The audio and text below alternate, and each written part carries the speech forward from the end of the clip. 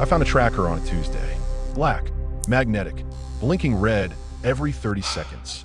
Stuck to the undercarriage of my Audi like a tumor I never asked for. And the moment I pulled it loose, I knew my life was about to collapse. Before we continue, please like this video, subscribe to the channel, and comment your country. I love knowing how far these stories travel. My name is Marcus Webb, and 6 months ago, I had everything. A software company worth 8 figures. A penthouse in downtown Seattle overlooking Elliott Bay. A fiancée named Vanessa who looked like she walked off a magazine cover and talked like she read philosophy for fun. A black Audi R8 that purred like a predator every time I touched the gas.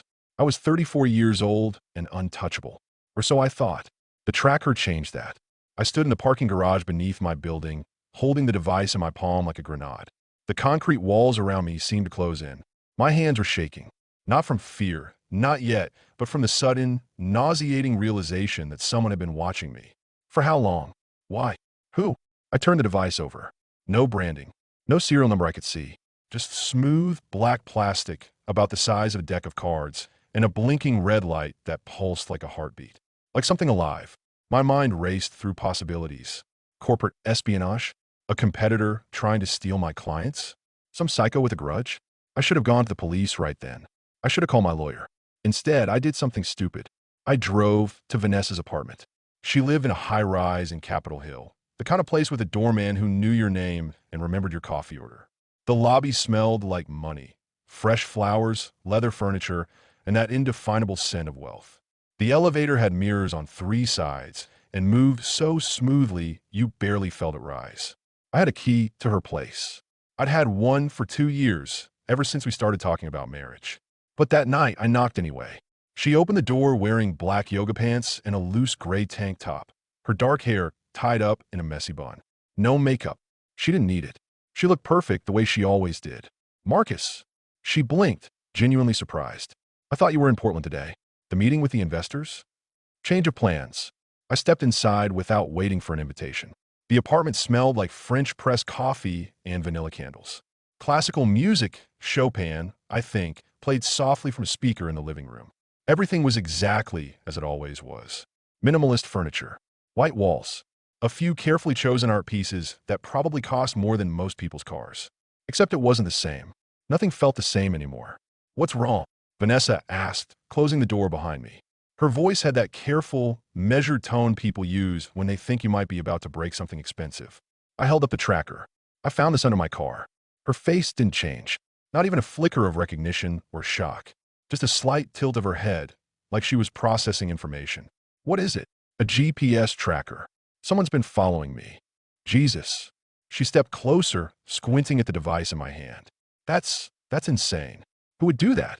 I was hoping you might have an idea. She looked up at me, her green eyes sharp. Why would I know? I don't know. That's why I'm asking. Marcus, are you serious right now? Completely. She crossed her arms. You think I put a tracker on your car? I didn't say that. You didn't have to. It's written all over your face.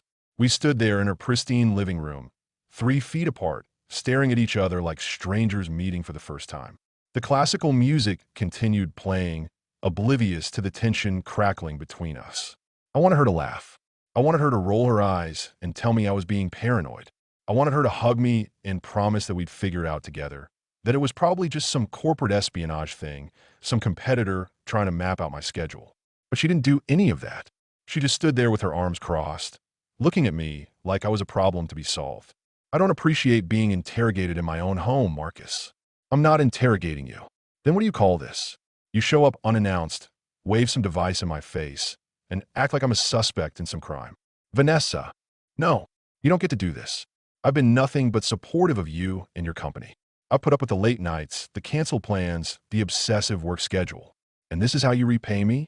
By accusing me? I'm not accusing you of anything. Yes, you are. I felt something crack inside me. Not anger. Not yet. Just a slow, sinking realization that the woman I was supposed to marry in 4 months, the woman I'd spent 2 years building a life with, was looking at me like I was the enemy. Forget it, I said quietly. I turned toward the door. Marcus, wait. I'll figure out myself. I walked out. She didn't follow. I spent the next 3 days trying to figure out who planted the tracker. I hired a private investigator named Tom Chun. a former Seattle PD detective who specialized in corporate security. He was expensive, but he was good. He took the tracker, examined it, and told me it was a high-end commercial device, the kind used by private investigators and security firms. Whoever put this on your car wasn't an amateur, Tom said. This is professional-grade equipment. Can you trace it? Maybe. Give me a week. I also reviewed my company's security footage for the past month. Hours and hours of parking garage video, looking for anyone suspicious near my car. Nothing stood out. Whoever planted the tracker knew how to avoid cameras. I checked my car's service records. No unusual visits to mechanics or detailers. No one had legitimate access to the undercarriage recently. Nothing. Whoever did this was careful, methodical, professional. And then on Friday night, 3 days after I found the tracker, I got the call that changed everything.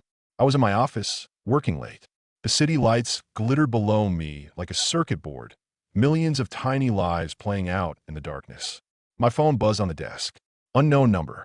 I almost didn't answer. I've been getting spam calls all week. But something made me pick up. Hello.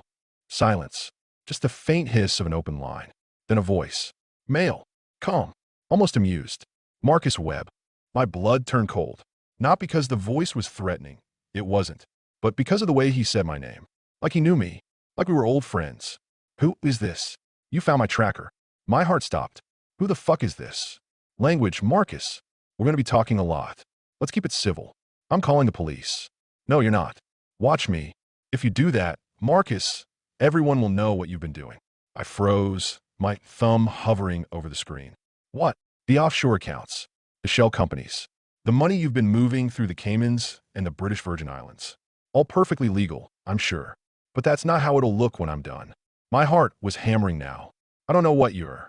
Yes, you do. And so do I. And if you involve the police, so will the SEC, the IRS, and every journalist in Seattle who's been waiting for a tech bro to take a spectacular fall. I couldn't breathe. My mind was racing through every financial decision I'd made over the past 5 years. Everything was legal. Everything was documented. I'd paid every dollar of taxes I owed. But he was right about one thing. That's not how it would look. This is bullshit. I haven't done anything illegal. I know. But perception is reality, Marcus. And I can shape perception however I want. Who are you? Someone who knows what you're worth. Someone who understands the value of leverage. And someone who's about to make you an offer you can't refuse. I'm not interested. You will be. What do you want? I want you to listen. That's all. For now. Why should I?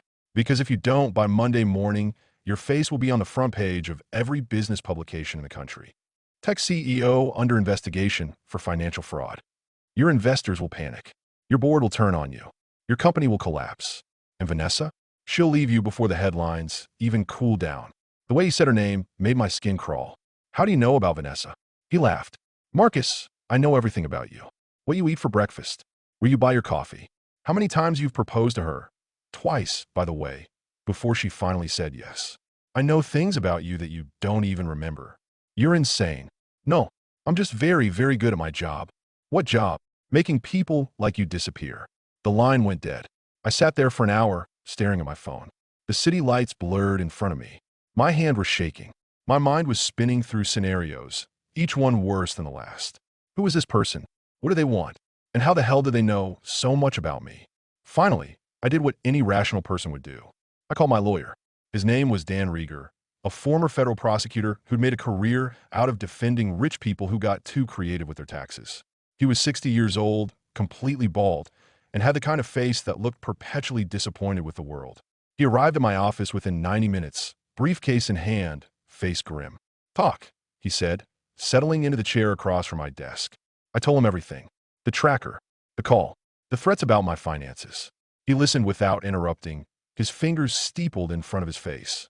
When I finished, he leaned back in his chair and let out a long breath. Do you have offshore accounts? Yes. Are they legal? Completely. I pay taxes on every dollar that comes through them. I have documentation for everything. Then why is this person threatening you? I don't know. Dan fixed me with a hard stare. Marcus, think carefully. Is there anything at all, in your financial history that could be twisted into something questionable? Any gray areas? Any deals that might look bad under scrutiny? I thought about it, and then I remembered.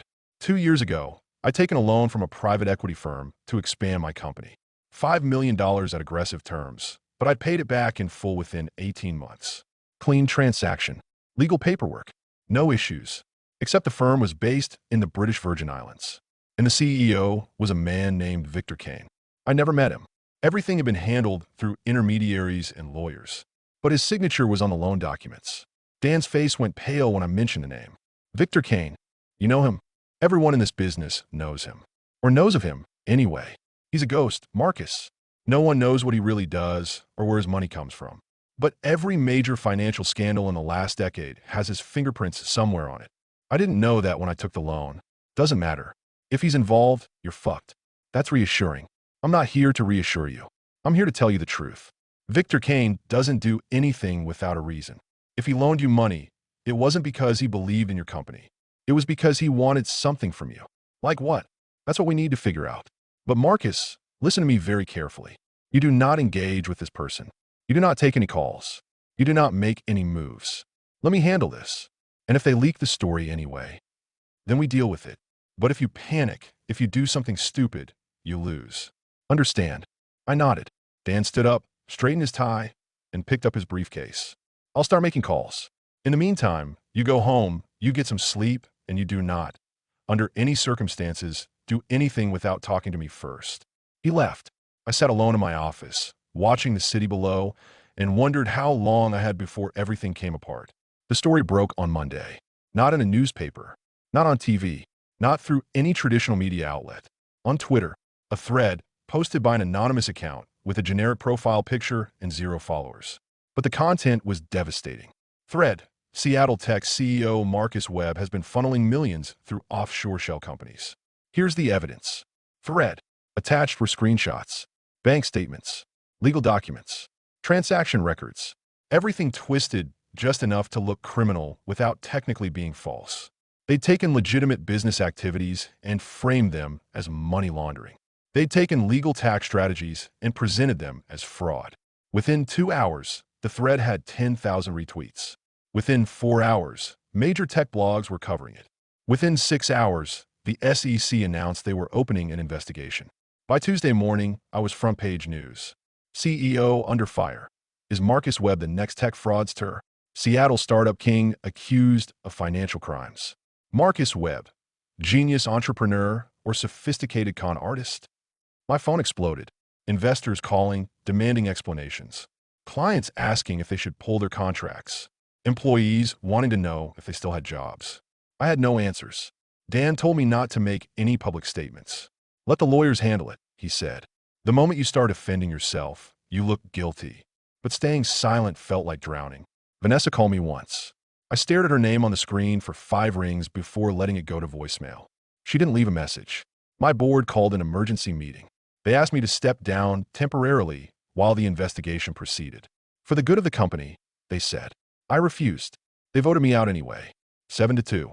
The 2 who voted in my favor were gone within a week. By the end of the first week, I'd lost my company. By the end of the month, I'd lost my reputation. By the end of 3 months, I'd lost everything. The SEC investigation dragged on.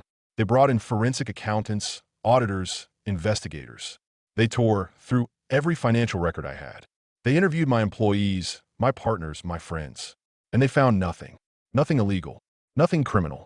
Nothing that justified the witch hunt. But it didn't matter. The damage was done. Investors had already pulled their money.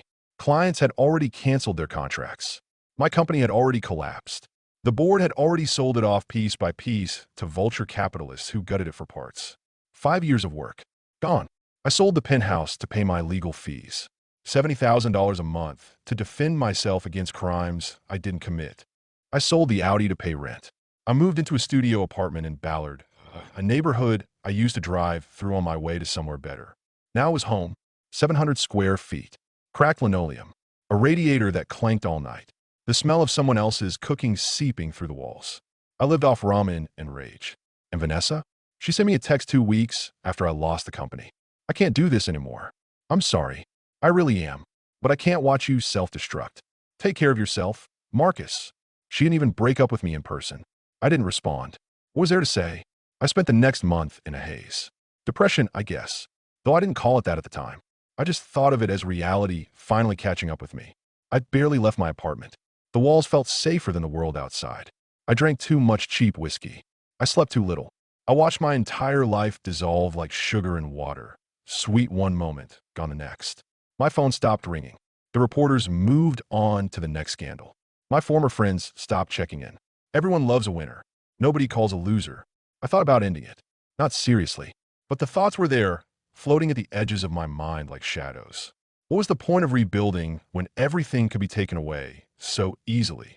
What was the point of fighting when the game was rigged from the start? But then one night, I opened my laptop. I don't know why. Boredom, maybe, or the desperate need to understand what had happened to me. I typed Victor Kane's name into Google, and I spent the next 6 hours reading everything I could find. Victor Kane was a legend in financial circles. A kingmaker, a destroyer, a ghost.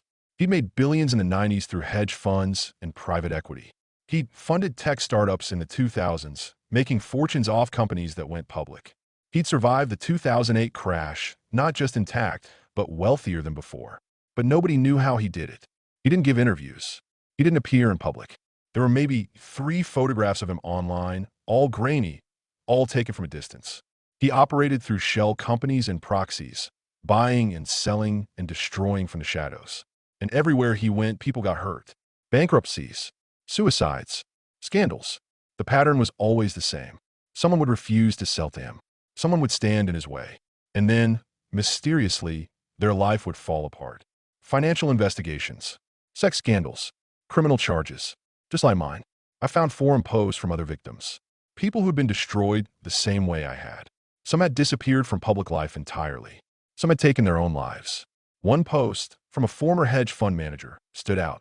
If Victor Kane wants you gone, you're gone. He doesn't fight fair. He doesn't fight legal. He just makes you disappear. And by the time you realize what's happening, it's already over. I stared at that post for a long time. And then I looked at the tracker still sitting in my desk drawer. I picked it up, turned it over, watched the red light blink. And I had an idea. A stupid, reckless, beautiful idea. I Googled cheapest international shipping. Then I went to the post office and bought the smallest box they had. I wrapped the tracker in bubble wrap, sealed it up, and addressed it to a random business I found online. A mining equipment supplier in Yellowknife, Northwest Territories, Canada. A place so remote, so cold, so far from Seattle that it might as well be on another planet. I paid for the slowest shipping option. Ground. 14 days. And I mailed it. 3 days later, my phone rang. Unknown number. I knew who it was before I answered. Hello. You think you're funny, Marcus? Victor Kane's voice. Calm, but with an edge of irritation. I think I'm hilarious. You sent my tracker to Canada? Seemed like a nice place. Ever been to Yellowknife? I hear the northern lights are beautiful this time of year. Silence. Then, you're wasting my time. You wasted my life. I gave you an opportunity. You refused. What opportunity? You never offered me anything. You just destroyed me. Because you were in the way. Of what? Silence. You don't get it, do you? Kane said finally. This was never about you. You were collateral damage. A test case. A proof of concept. For what? Something bigger than you could possibly understand. Try me. No. Why not? Because you're not ready for that conversation. Then make me ready. Another pause. You want to know why I destroyed you, Marcus? Really? Yes. Because 2 years ago, when I offered to buy a controlling stake in your company, you said no. You told me you didn't need my money, that you could grow your company without me. And no one says no to me. So this was about ego. This was about control. I control markets, Marcus. I control outcomes. And when someone like you, someone insignificant, thinks they can operate outside my sphere of influence, I correct that assumption. My hands are shaking. You destroyed my life because I wouldn't sell to you. I destroyed your life because you needed to learn where you stood in the food chain. But here's the thing, Marcus. You're still not listening. I am listening. No, you're angry. Anger makes people stupid. It makes them reckless. And reckless people make mistakes. Is that a threat? It's advice. Walk away. Rebuild somewhere else. Forget about me. Forget about what happened. Move on with your life. Or what? Or I'll make you wish you had. The line went dead. I sat there in my shitty apartment, staring at my phone. And I realized something. Victor Kane thought I was beaten. He thought I'd crawl away and disappear like all his other victims. But he was wrong. I had nothing left to lose. And a man with nothing to lose is the most dangerous kind of man there is. I needed help. Real help. Not lawyers. Not private investigators. I needed someone who understood how people like Victor Kane operated. someone who knew how to fight in the shadows. So I reached out to the one person I thought might actually understand what I was dealing with. Her name was Simone Cross. We met 4 years ago at a tech conference in San Francisco.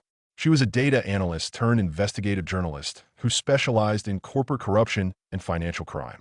She'd expose CEOs, politicians, billionaires. She was relentless, fearless, and completely unemployable by any mainstream publication because she refused to pull punches. She'd written for ProPublica, The Intercept, and a handful of independent outlets that actually gave a shit about truth over clicks. And she owed me a favor. Years ago, I'd given her a tip about a crypto Ponzi scheme disguised as an AI startup. The CEO was using investor money to buy yachts while claiming he was developing cutting-edge technology. I noticed the discrepancies in their quarterly reports and sent the information to Simone anonymously. She'd written the story that brought the whole thing down. The CEO went to prison. Investors got some of their money back. And Simone won an award for investigative journalism. She never knew it was me who tipped her off. Until now. I called her. The phone rang 4 times. I thought it was in a voicemail. Then, Marcus Webb. Her voice was dry, surprised. I thought you were dead. Not yet. I read about what happened. The SEC investigation. The company going under. That was a rough break. It wasn't a break. It was a hit. Silence. You got proof. Not yet. But I'm working on it. Then why are you calling me? Because I need someone who knows how to dig. And I'm cashing in that favor you owe me. What favor? The crypto thing. 4 years ago. That was me. Another pause. Longer this time. Bullshit. The CEO's name was Jeremy Holt. The company was called Neural Chain. They claimed to be building AI algorithms for decentralized finance, but they were really just running a classic Ponzi scheme. I sent you an encrypted email with the financial discrepancies. You remember? Yeah. That was me. Why didn't you tell me? Because I didn't need credit. I just needed someone to stop them. And now you're cashing in. Now I'm cashing in. Shut out a long breath. What do you need? I need you to help me take down Victor Kane. Silence. Marcus, that's a suicide mission. I know. Then why? Because he destroyed my life. And I want to know why. And I want to make sure he can't do it to anyone else. Another pause. I'll meet you. But if this is bullshit, if you're wasting my time, we're done. Understand. Understood. Fremont. The coffee shop on 36th. Tomorrow. 9 a.m. She hung up. The coffee shop was called Daily Dose, a small place with mismatched furniture and local art on the walls. I arrived 15 minutes early and ordered a black coffee I didn't drink. Simone walked in at exactly 9 o'clock. She looked the same as I remembered. Late 30s, sharp eyes, short dark hair, a leather jacket that had seen better days. She carried a laptop bag over one shoulder and moved with the kind of confidence that comes from knowing you're the smartest person in any room. She slid into the booth across from me and didn't waste time. Tell me everything. I did. The tracker, the call, the anonymous Twitter thread, the investigation, the collapse of my company, the phone call from Kane. When I finished, she leaned back and crossed her arms. You know what this sounds like, right? What? A setup. Someone wanted you out of the way. What? That's what we need to figure out. She pulled out her laptop, opened it, and turned it so I could see the screen. It was a web of connections. Names, companies, financial records, all centered around a single node. Victor Kane.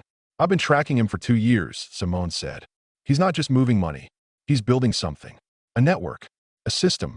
But I don't know what it does. And you think I'm part of it? I think you were a test case. Or a warning. Or both. She clicked through files, showing me layers of shell companies, offshore accounts, political donations, and business deals that all trace back to Kane. He's connected to hedge funds, tech startups, politicians, media companies. He's everywhere and nowhere. And anyone who gets too close ends up like you. How many others? At least a dozen that I've found. Entrepreneurs, activists, journalists. All destroyed in similar ways. Financial scandals. Criminal investigations. Reputations ruined. Jesus. Yeah. So what do we do? Simone closed the laptop and looked at me. We dig. We find a pattern. We figure out what he's building. And then we expose it. And if we can't, then we at least make his life difficult. I smiled for the first time in months. I can live with that. We spent the next 2 months working together. Simone taught me how to trace financial records through layers of shell companies, how to use public databases and FOIA requests to uncover connections that people try to hide, how to follow the money when the money didn't want to be found. We worked in her apartment in Greenwood, a cramped 2-bedroom filled with filing cabinets, whiteboards covered in notes, and enough coffee cups to supply a small cafe. We worked late into the night, every night, piecing together a puzzle that seemed to grow more complex the deeper we went. And, slowly, a picture began to emerge. Victor Kane wasn't just a financier. He was an architect. He built systems, algorithms, networks designed to predict outcomes and manipulate them. "Look at this," Simone said one night, pulling up a document. 3 years ago, Kane's investment firm funded a tech startup called Helix Analytics. They claimed to be building market prediction software. Nothing unusual about that. Lots of hedge funds use algorithmic trading. But Helix wasn't just predicting markets. They were predicting everything. Elections, social movements, corporate scandals. They build an algorithm that ingests massive amounts of data, financial transactions, social media activity, search histories, communication patterns, and models future outcomes. That's not possible. It wasn't. Until it was. She pulled up more files. Test cases. Predictions that had come true with terrifying accuracy. They predicted the collapse of 3 major companies 6 months before it happened. They predicted 2 gubernatorial elections down to the percentage point. They predicted a banking scandal that led to congressional hearings. Ow! Because they're not just predicting the future, Marcus. They're creating it. I stared at the screen. What do you mean?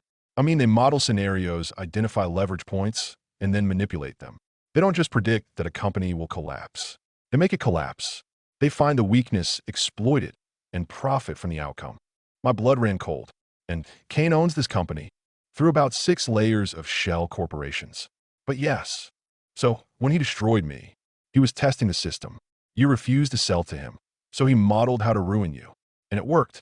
I felt sick. How many others? I don't know. But I think we're looking at dozens. Maybe hundreds. We needed proof. Not just circumstantial evidence. Not just theories. We needed hard evidence that would hold up in court.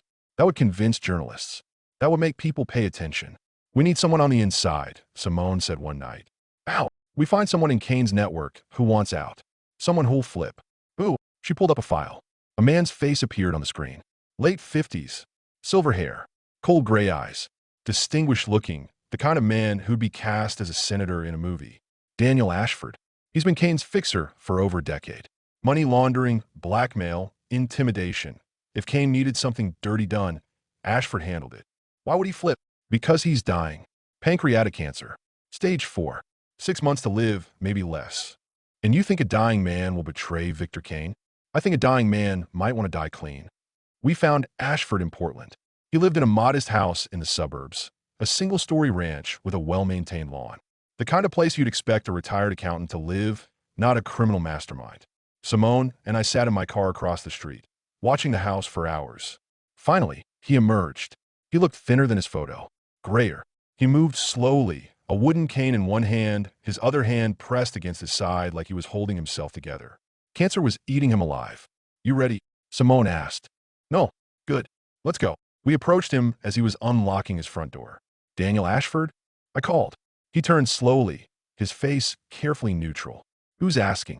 "My name is Marcus Webb. This is Simone Cross. We need to talk to you about Victor Kane." His expression didn't change, but his hand tightened on the cane. "I don't know anyone by that name." "Yes, you do," Simone said. "You've worked for him for over a decade, and we know what you've done. Then you should also know that talking to me is a mistake." "We're not here to threaten you," I said. "We're here to offer you a way out." He studied me for a long moment. His eyes were sharp despite the pain I could see in them. Then he opened the door. 5 minutes. Inside, the house was spartanly furnished. No family photos. No decorations. Just a couch, a television, a bookshelf filled with classics. It was the home of a man who was waiting to leave. Ashford sat down heavily in an armchair, setting his cane aside. He didn't offer us a seat. "You have 4 minutes left." I didn't waste time. Victor Kane destroyed my life. He framed me for financial crimes I didn't commit. He used a woman I loved to spy on me. He collapsed my company and ruined my reputation. I want to know why, and I want to stop him from doing it to anyone else. Ashford laughed, a dry, brittle sound like dead leaves. "You think you're special? You think you're the first person Kane's crushed." "No, but I might be the first one who fights back." "You'll lose." "Maybe, but at least I'll try." He studied me, his eyes calculating. "Why should I help you?" "Because you're dying," Simone said bluntly. "And you don't want to die as Victor Kane's errand boy. You want to die knowing you did one good thing." His jaw tightened. You don't know what you're asking. Then tell us. He was silent for a long moment. Then he spoke. Kane isn't just a financier. He's building a system, an algorithm called Pythia. It predicts market movements, political outcomes, social trends. And it works. How? I asked. Data. Mountains of it. Financial transactions, social media activity, search histories, biometric data, communication patterns, purchasing behavior. Pythia ingests it all and models the future. Not perfectly, nothing can do that, but close enough to make billions. Close enough to destroy competitors. Close enough to manipulate elections. My blood ran cold. That's not possible. It is. I've seen it work. I've helped deploy it. Against who? Against people like you. Small-scale targets at first. Entrepreneurs who wouldn't sell. Politicians who wouldn't cooperate. Activists who were asking the wrong questions.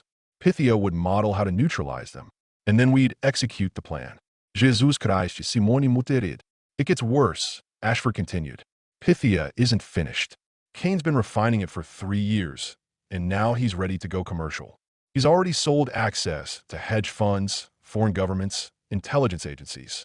In 6 months, maybe less, he'll control more information than any government on Earth. He'll be able to predict and manipulate everything from stock prices to election outcomes to social movements. We have to stop him, I said. You can't. He's untouchable. Then why are you telling us this? Ashford looked down at his hands. They were shaking slightly. Because I've done terrible things for that man. I've ruined lives. I've destroyed families. I've helped him build a monster. And I don't want the last thing I do in this life to be nothing. He looked up at me. If you're serious about this, if you really want to take him down, you'll need evidence. Hard evidence. The kind that can't be dismissed or buried. Can you give us that? Yes. Why would you? Because I'm dying anyway. Kane can't hurt me anymore. The cancer's doing that just fine. He stood up slowly, wincing with pain, and walked to a closet. He pulled out a small safe, opened it, and removed 3 external hard drives. Everything's on here. Financial records, communications, client lists, details about Pythia, evidence of bribes, blackmail, fraud. Everything you need to bury him. He handed them to Simone. But understand this. The moment you use this, Kane will know it came from me. And he'll come for you. Both of you. Let him, I said. Ashford smiled sadly.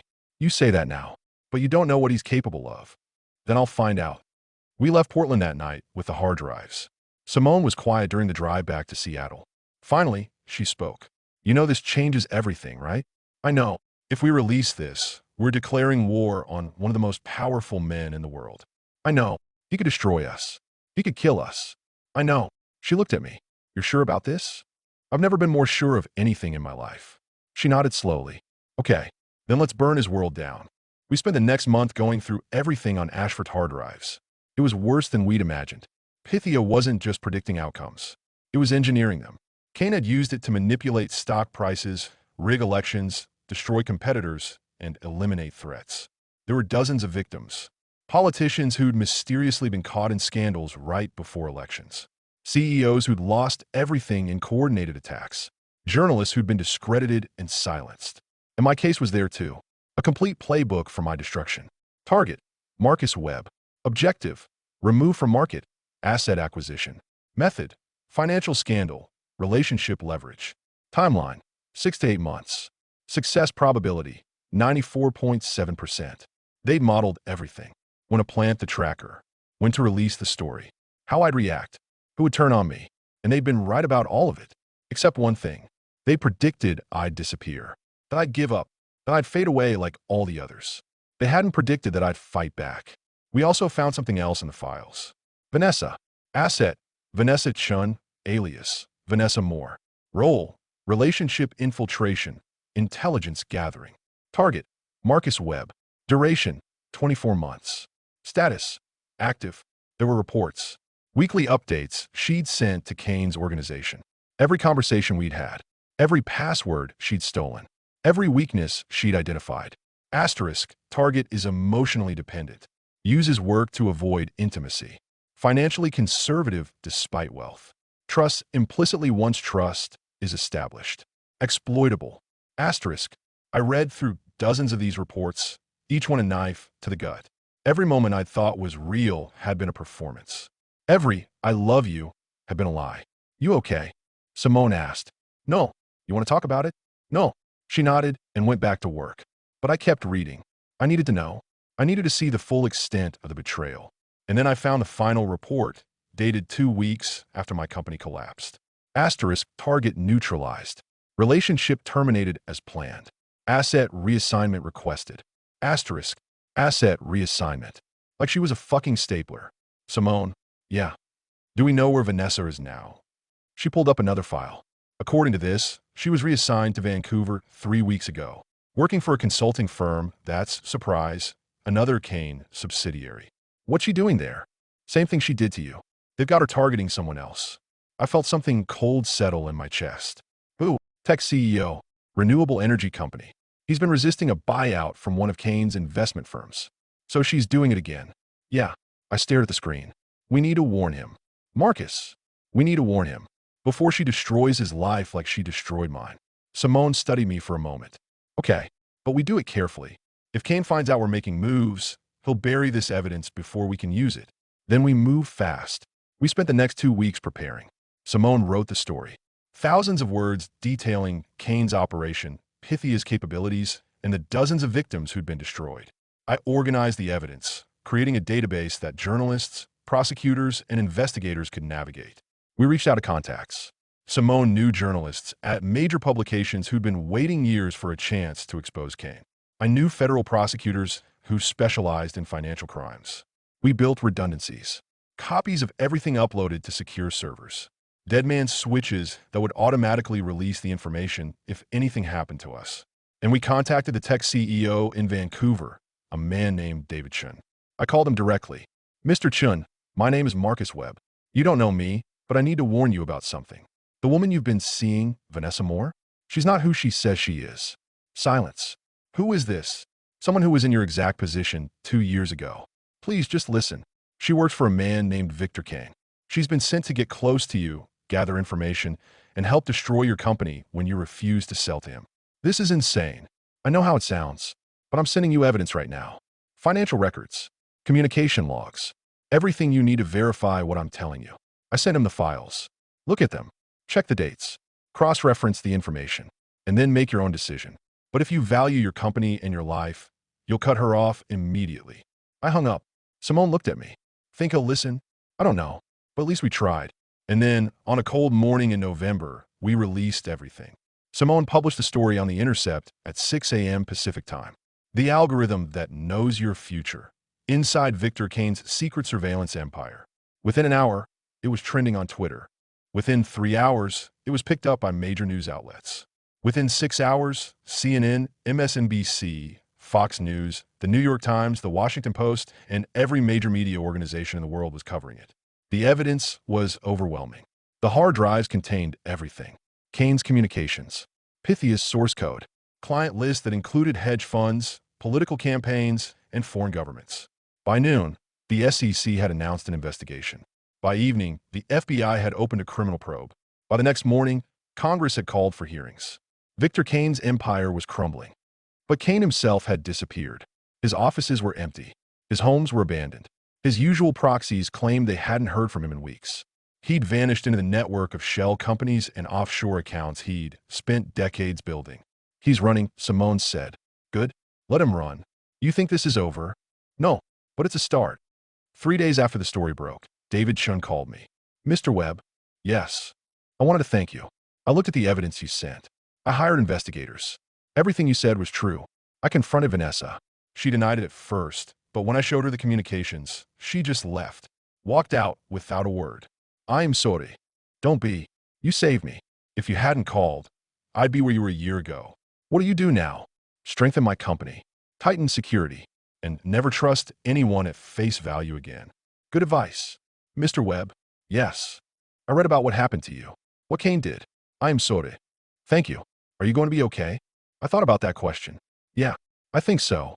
But Kane wasn't done. 2 weeks after the story broke, my phone rang. Unknown number. I almost didn't answer, but something made me pick up. Hello. Marcus. Victor Kane's voice. Still calm. Still controlled. But different somehow. Harder. Where are you? I asked. Somewhere you'll never find me. Somewhere no one will ever find me. The FBI is looking for you. They won't find me either. It's over, Kane. Your network is exposed. Pythia is being shut down. Your clients are fleeing. You've lost. He laughed. Have I? Yes. Marcus, you're so naive. You think exposing me destroyed me? You think shutting down Pythia stopped anything? What are you talking about? Pythia isn't gone. It's everywhere. I've already sold the complete source code to a dozen different organizations. Governments, corporations, criminal syndicates. They're all running their own versions now. You didn't stop Pythia, Marcus. You just took me out of the equation. My blood ran cold. You're lying. Am I? Check the news tomorrow. You'll see what I mean. Kane, you thought you won, but all you did was open Pandora's box. Pythia is out in the world now, and there's no putting it back. We'll find every copy. We'll shut them all down. No, you won't, because you don't even know who has it. And by the time you figure it out, it'll be too late. Why are you telling me this? Because I want you to know that you failed. You destroyed my empire, but you unleashed something far worse. And you'll spend the rest of your life watching the world tear itself apart because of what you did. That's not on me. That's on you. Keep telling yourself that. The line went dead. I sat there, staring at my phone. Then I called Simone. We have a problem. The next day, 3 major tech companies announced a joint venture. A new AI-driven market prediction platform. Revolutionary technology that could forecast economic trends, political outcomes, and social movements with unprecedented accuracy. The technology behind it was licensed from an anonymous source. But I knew what it was. Pythia. Kane had been telling the truth. He'd sold it before we even exposed him. And now it was out there, multiplying, spreading through the corporate and government world like a virus. What do we do? I asked Simone. She was quiet for a long time. We keep fighting. We expose every version we find. We pressure governments to regulate it. We make enough noise that people pay attention. That could take years. Probably. And we might lose. Probably. But we try anyway. She looked at me and smiled grimly. We try anyway. Over the next 6 months, we did exactly that. We tracked down every implementation of Pythia we could find. We exposed the hedge funds using it to manipulate markets. We revealed the political campaigns using it to micro-target voters. We identified the corporations using it to crush competitors. It was exhausting, frustrating, often futile, but slowly we started winning. Congress passed legislation requiring disclosure of algorithmic prediction systems. The SEC implemented new rules about AI-driven trading. International organizations began investigating the spread of prediction algorithms. It wasn't enough. It would never be enough. But it was something. And then, one night, I got a message I never expected. It came through an encrypted app. Anonymous sender. Just an address. Nothing else. I recognized it immediately. It was in Vancouver. Vanessa's address. I told Simone where I was going. That's a bad idea, she said. I know. She could be setting you up. I know. You don't owe her anything. You don't need closure from her. I know. But you're going anyway. Yeah. She sighed. Then at least let me come with you. No. This is something I need to do alone. I drove to Vancouver the next morning. 6 hours through rain and gray skies. The city appeared through the mist like a mirage. Glass towers and mountains and water everywhere. The address led me to a high-rise in Cole Harbor. Expensive, modern, the kind of place Vanessa would choose. I stood outside for 10 minutes, debating whether to go up. Finally, I went inside. She answered the door on the second knock. She looked different, thinner, tired. Her hair was shorter, no muck-up. She was wearing jeans and an oversized sweater. She looked almost human. Marcus, Vanessa. We stood there in the doorway, 2 people who'd shared a life and now shared only wreckage. I didn't think you'd come, she said. I almost didn't. Do you want to come in? I hesitated, then nodded. The apartment was nice, minimalist like all her spaces, but it felt temporary, like she hadn't really moved in, like she was ready to disappear at any moment. Do you want coffee? She asked. No. Okay. We sat down in the living room, a glass coffee table between us, a safe distance. Why did you send me your address? I asked. Because I wanted to see you, to talk to you. About what? About everything. About what I did. About who I was. Who you were. She looked down at her hands. I don't work for Kane anymore. I quit 3 months ago. Why? Because David Shin called me out. He showed me the evidence you sent him.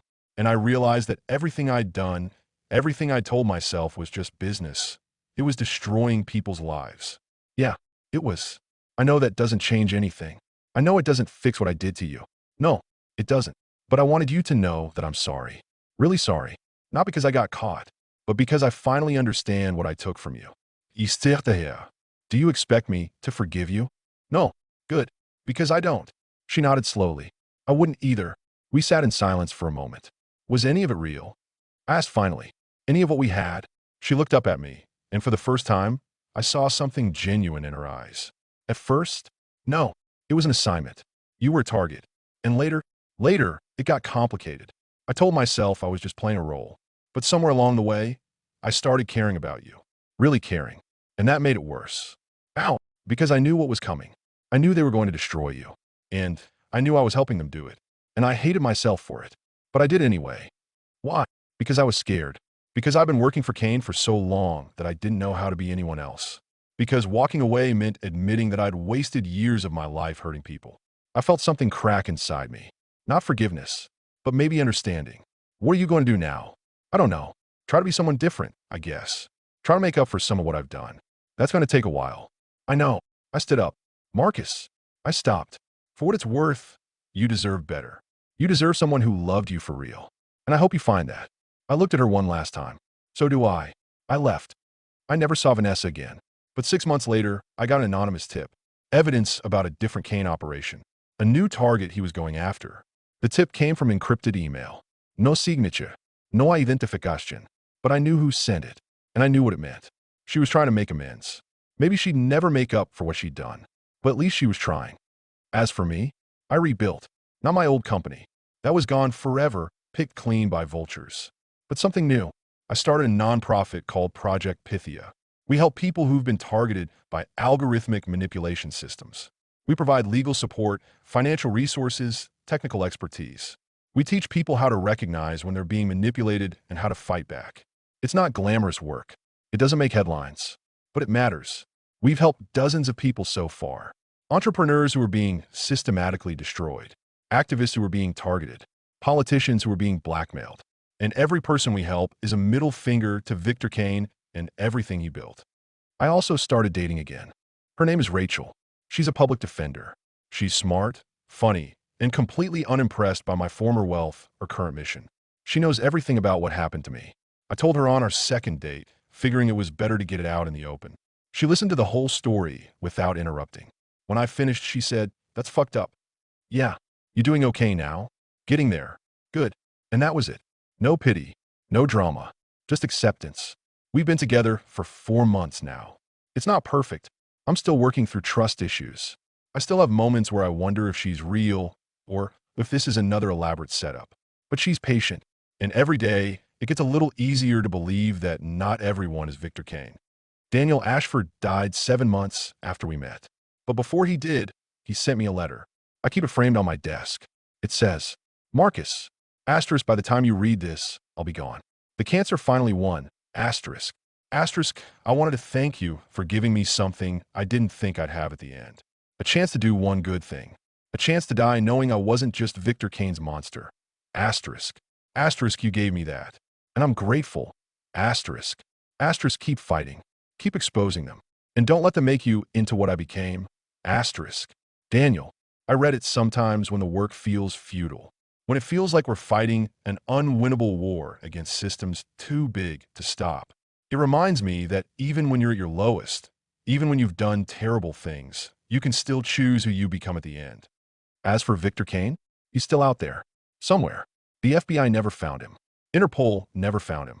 He disappeared into the network of shell companies and false identities he'd spent decades building. But his empire is gone. His reputation is destroyed. And every day, we chip away at the systems he created. It's not the revenge I wanted. I wanted to see him in handcuffs. I want to see him in prison. But this is better, because he spent his whole life building power, accumulating control, creating systems that would outlive him. And we took it all away. We exposed his algorithm. We revealed his victims. We destroyed his network. We made him irrelevant. And for a man like Victor Kane, irrelevance is worse than death. I don't have everything I lost. I don't have my old company. I don't have my penthouse. I don't have my Audi R8. I don't have Vanessa, and I'm glad I don't. But I have something better. I have my name back. I have my purpose back. I have Rachel, who loves me for who I am now, not who I was. And I have the knowledge that when the world tried to bury me, when the most powerful man I'd ever encountered tried to make me disappear, I clawed my way back up. I didn't just survive. I fought back. And I won. There's a tracker on my desk now. The same one I found under my car all those months ago. I keep it as a reminder. A reminder that someone once thought they could control me. A reminder that they planted it, tracked me, studied me, and decided I was weak enough to destroy. And a reminder that they were wrong. Every time I look at it, I remember the moment I put it in a box and mailed it to Yellowknife, Canada. That moment when I stopped being a victim and started being a fighter. That moment when I chose anger over despair. That moment when I decided that if Victor Kane wanted a war, I'd give him one. I keep it on my desk right next to a photo of Rachel and me. Past and future. What was taken and what I've built. The man I was and the man I've become. Sometimes late at night, I wonder what would have happened if I just walked away.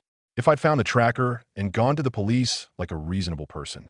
If I let the investigation run its course and accepted the outcome. If I'd taken Kane's advice and disappeared into a quiet life somewhere far away. Would I be happier? Would I sleep better? Would I have fewer scars? Maybe, but I wouldn't be free. Because the thing about being destroyed is that you have two choices. You can accept it. Let it define you. Become the victim everyone expects you to be. Or you can reject it. Fight back. Refuse to be erased. I chose the second option. And yeah, it cost me. It cost me time, money, peace of mind, and any illusion that the world is fair. But it gave me something more valuable. It gave me myself back. Last month, I got an email from a woman in Austin. Her name was Jennifer. She'd been targeted by a prediction algorithm, just like Pythia. Her company was being systematically destroyed. Her reputation was being ruined. Her life was falling apart, and she didn't know what to do. She'd read about my story, about what happened to me and how I fought back, and she was asking for help. I called her that afternoon. We talked for 2 hours. I told her what to document, how to protect herself, who to contact. I connected her with Simone, with lawyers, with investigators. And I told her the most important thing. You're not alone, and you don't have to accept this. You can fight back. She started crying. I thought I was going crazy, she said. I thought it was all in my head. It's not. It's real, and it's designed to make you feel exactly how you're feeling. Isolated, paranoid, helpless. But you're not helpless. How do I stop them? The same way I did. You expose them. You document everything. You find allies. And you refuse to disappear. 3 weeks later, she sent me an update. She'd filed complaints with federal regulators. She'd contacted journalists. She'd gone public with her story. And the attacks had stopped. Not because the people targeting her suddenly developed a conscience, but because she'd made herself too expensive to destroy. Too public. Too much work. She'd survived. That's what I do now. I help people survive. I teach them how to recognize when they're being manipulated. I show them how to fight back. And I remind them that they're not alone. It's not the life I planned. It's not the empire I built. It's not the future I imagined when I was standing on top of the world in my penthouse, looking down at the city I thought I owned. But it's the life I chose.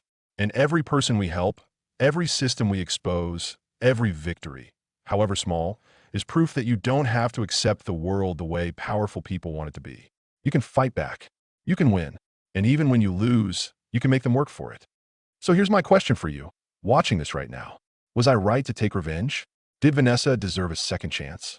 Should I have just walked away and started over somewhere else? And what would you have done in my position? Drop your answers in the comments below. I read every single one, and I want to know what you think. Would you have mailed the tracker to Canada? Would you have confronted Vanessa? Would you have exposed Victor Kane knowing it might unleash something worse? Tell me. And if you enjoyed this story, please consider leaving a super thanks. It helps me keep creating content like this, telling stories about people who refuse to be defeated, about comebacks and revenge, and reclaiming your power. Don't forget to subscribe, hit that notification bell, and share this video with anyone who needs to hear a story about fighting back. Because here's the truth they don't want you to know. You're not as powerless as they want you to believe. You're not as alone as they want you to feel. And when they try to destroy you, you don't have to make it easy for them. You can fight. You can survive. You can win. Thank you for watching. I'll see you in the next one. Asterisk, asterisk. And remember, keep the tracker. It's proof you survived. Asterisk, asterisk.